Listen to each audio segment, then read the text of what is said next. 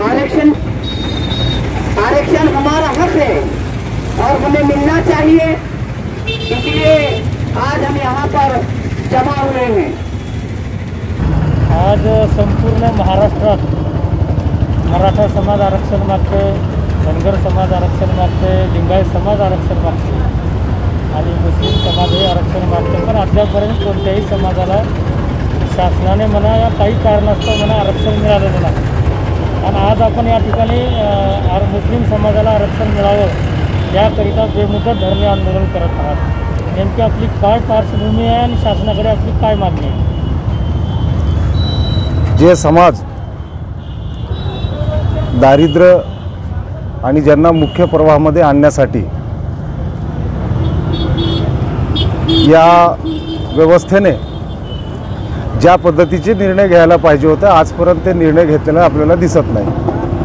आपण ज्या महाराष्ट्रामध्ये राहतो ते फुले शाहू आंबेडकर यांचा प्रोग्रामी विचारांचा महाराष्ट्र म्हणून आपण ज्या ठिकाणी पाहतो, त्याच महाराष्ट्रामध्ये छत्रपती शाहू महाराजांनी जे दीनदुबळे दलित या लोकांना मुख्य प्रवाहामध्ये आणण्यासाठी आरक्षणाची व्यवस्था केली। आज घडीला जर महाराष्ट्रात आपण पाहिलात तर जे छत्रपती शाहू महाराजांचे वंशज आज रस्त्यावर उतरून आपल्या हक्काची लढाई लढत आहेत, ते आरक्षण मागत आहेत, त्या समाजाला सरकारने दोन्ही हात मोकळे करून आरक्षण द्यायला पाहिजे होतं। त्याचबरोबरीने काँग्रेस सरकारच्या काळामध्ये महमूदुर रहमान कमिटी झाली, सचर समिती झाली, त्याचबरोबर रंगनाथ मिश्रा कमिशन झाला। या सर्व समित्यांनी जे गठीत करण्यात आले होते त्या समित्यांच्या माध्यमातून मुस्लिम समाजाला हे 5% आरक्षण देणं गरजेचं आहे असा कोर्टानेही मान्य केलेला आहे। परंतु सुडबुद्धीचा राजकारण करून समाजातून किंवा देशातून एखाद्या विशेष जातीला समुदायाला बाहेर काढण्याच्या दृष्टीने महाराष्ट्र शासन ते काही धोरण राबवत नाही। तसाच प्रश्न आहे की धनगर समाजाला आरक्षण मिळावं, आमची ही प्रामाणिक इच्छा आहे की धनगर समाजालाही आरक्षण मिळावं। जसं लिंगायत समाजाचा स्वतंत्र धर्माचा दर्जा आणि त्यांना आरक्षण भेटण्यासाठी त्यांची जे वाटचाली चालू आहेत, अशा पद्धतीने जे मागासलेला समाज आहे त्याला आरक्षण देऊन मुख्य प्रवाहामध्ये आणण्याचा शासनाचा धोरण असायला पाहिजे। पण आजपर्यंत ते त्या घटकापर्यंत हे धोरण पोहोचलेलं नाही आहे किंवा तशा प्रकारचे निर्णय झाले नाहीत। आज ज्या ठिकाणी टीव्हीच्या माध्यमातून, सोशल मीडियाच्या माध्यमातून ज्या समाजाला रस्त्यावर ज्यांची हातावर पोटं आहेत असे समाजाला आरक्षण देणं गरजेचं आहे, तिथं पठाण आणि जवानची भाषा करणारा हा माध्यम हे लोकांची दिशाभूल करणारा आहे। आज मी अभिनंदन करतो की निवृत्ती सांगवे साहेबांनी पुढाकार घेऊन आज उदगीर शहरामध्ये बेमुदत धरणे आंदोलन केलेलं आहे। त्याचा मुस्लिम आरक्षण संघर्ष समिती ज्याचे समन्वयक आमचे इरफान शेख संपादक आहेत, त्यांच्या माध्यमातून आज आम्ही या ठिकाणी निवृत्ती सांगवे साहेबांना पाठिंबा देण्यासाठी उपस्थित झालेलो आहोत। आज हम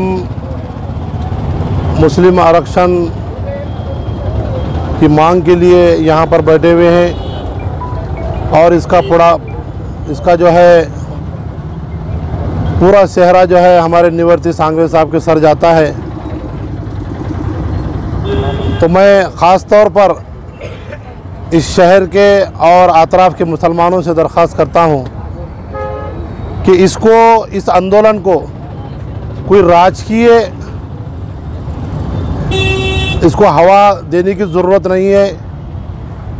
और कुछ लोग बोलेंगे कि भाई ये किसी का है, ये किसी का है, ऐसा कुछ भी नहीं है। जैसे जरांगे पाटिल जालना में अंतरवली गांव के अंदर अपनी मांग को लेकर बैठे थे, तो ये हमारे निवृत्ति सांगवे साहब आज यहाँ बैठे हैं। ख़ास तौर पर मेरी मुस्लिम नौजवानों से दरख्वास्त है कि इस मुस्लिम आरक्षण के लिए आपको ज़्यादा से ज़्यादा यहाँ पर आना है और अपनी मांग को रखना है। हमने पिछले दिनों में देखे कि कांग्रेस की सरकार में एक समिति जो है संगठित की गई थी, सच्चर समिति, जिसमें पूरे देश का उन्होंने जो है मुआयना किया। तो इस देश में उन्होंने जब मुआयना करने के बाद जब अहवाल सामने आए तो इस देश के मुसलमानों की हालत दलितों से बदतर थी। और उसके बाद कई जमीयतुल उलमा ने भी रामलीला मैदान हो, बम्बई हो, आज़ाद मैदान, बहुत सारे जो है मुस्लिम रिजर्वेशन के ताल्लुक़ से बहुत सारे धरने दिए और रैलियाँ निकाली, लेकिन सरकार के ऊपर कोई इसका जो है असर नहीं हो रहा है। जबकि सुप्रीम कोर्ट का आदेश है कि मुसलमानों को जो है आरक्षण दिया जा सकता है, लेकिन यहाँ की सरकारें और इस देश की सरकारें ख़ास तौर पर मुसलमानों के साथ भेदभाव करती हैं और मुसलमानों को आरक्षण से दूर रखना चाहती हैं। तो मेरी गुजारिश है कि ये हमारे निवर्ती सांघवी साहब आज आगे बढ़े हैं, हम इनका साथ देना ज़रूरी है, इनके साथ बैठना ज़रूरी है। ख़ास तौर पर नौजवानों से दरख्वास्त है कि आप किसी को ये नहीं समझ में आना चाहिए कि ये इस पार्टी के हैं, ये इस पार्टी के हैं। यहाँ पर पार्टी उल्टी कुछ नहीं है, एक आरक्षण संघर्ष समिति है समझिए उदगीर की ये, और इसका पुरस्कार हमारे निवर्ती सांघवी साहब ने लिए हैं। तो ज़्यादा से ज़्यादा जो है हज़ारों की तादाद में यहाँ लोग जमा होना चाहिए और इस आरक्षण को कामयाब करने की कोशिश करना चाहिए और इस मांग को जो है पूरा करने की कोशिश करना चाहिए।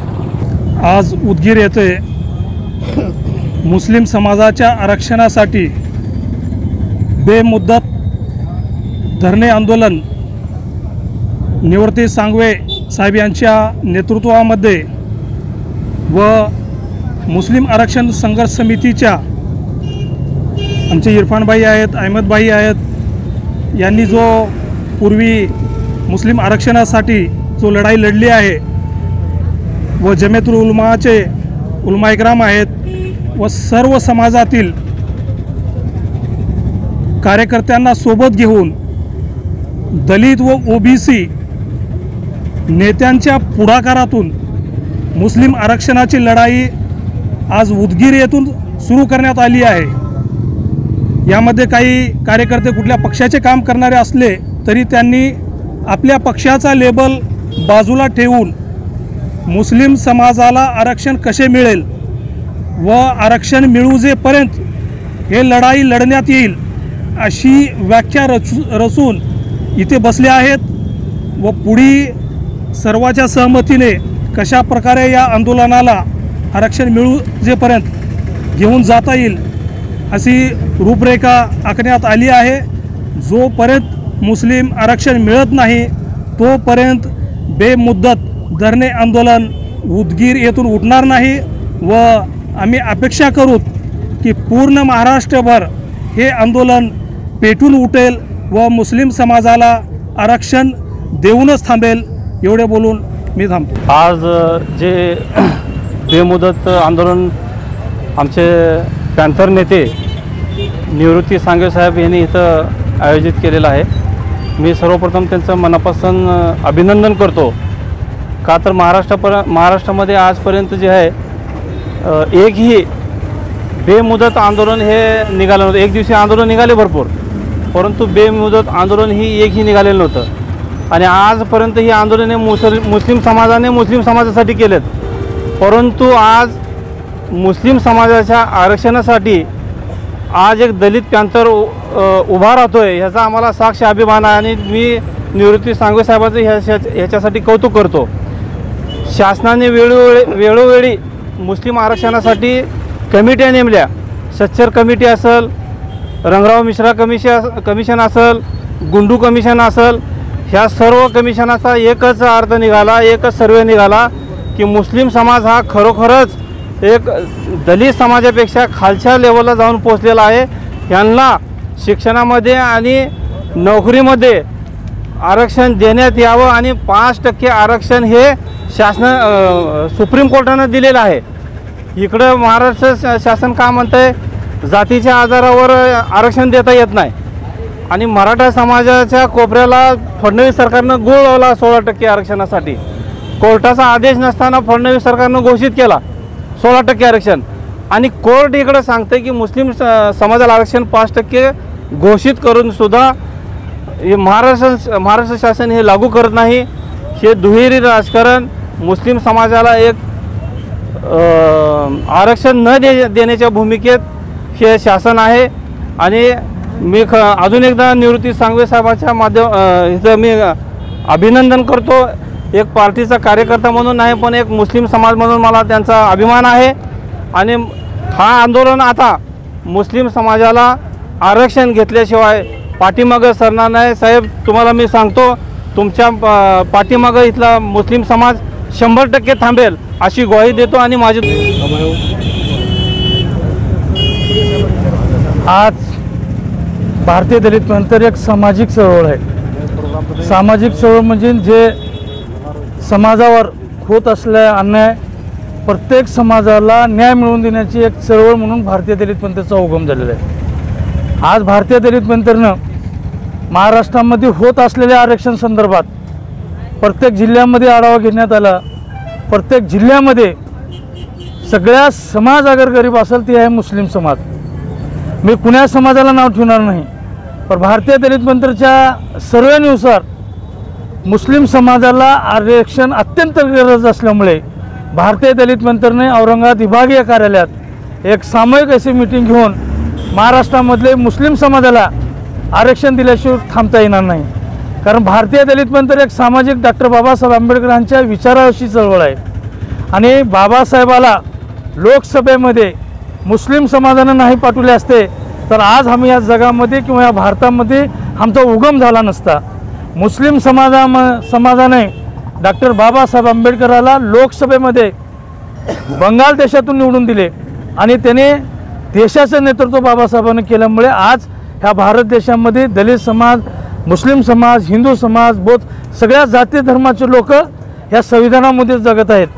एक रिन्यू भारतीय दलित मंत्र्याने एक ठराव पास केला की ज्या समाजाने डॉक्टर बाबासाहेब आंबेडकराला लोकसभेत पाठवले त्या समाजाला न्याय मिळवून देण्यासाठी भारतीय दलित मंत्र आता मैदानात उतरलेले आहे. प्रत्येक समाजामध्ये 169 आमदार ज्या समाजाचे आहेत, ज्या राज्यामध्ये शुगर फॅक्टरी आहेत, ज्या राज्यामध्ये शाळा त्यांचे आहेत, महाविद्यालय त्या समाजाचे आहेत आणि मुख्यमंत्री ते महाराष्ट्र जेव्हापासून स्वतंत्र राज्य झाला त्या देशाचा स्वतंत्राचा मुख्यमंत्री ज्या समाजाचा आहे त्या समाजाला आरक्षणाची गरज पडत आहे.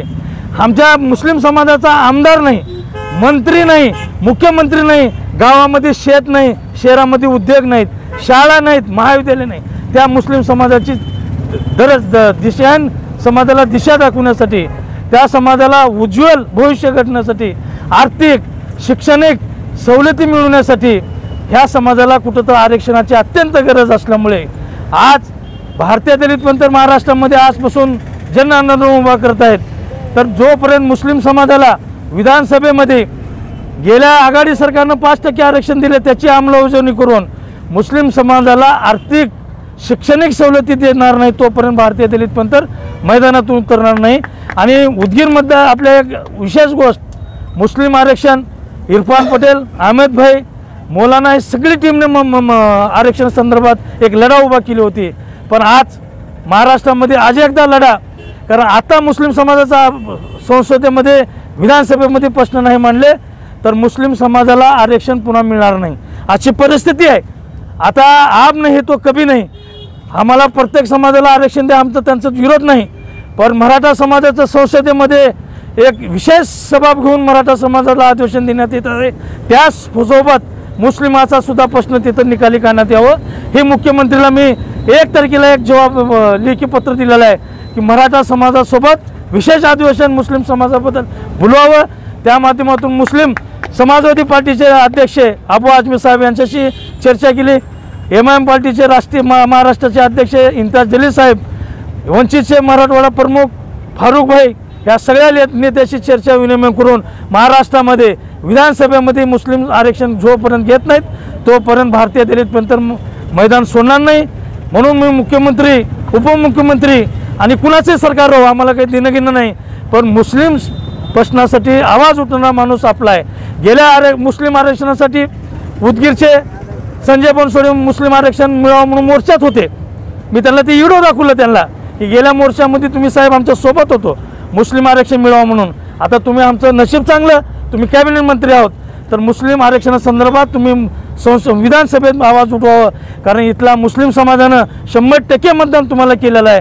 ती मुस्लिम समाजाच्या आरक्षण संदर्भात तुम्ही विधानसभेमध्ये आवाज उठवावं आणि इथली विधानसभेचा इथल्या मुस्लिम आरक्षण संदर्भात उदगीरमधून आवाज उठव एवढी विनंती मी कॅबिनेट मंत्री महोदयाला करतो.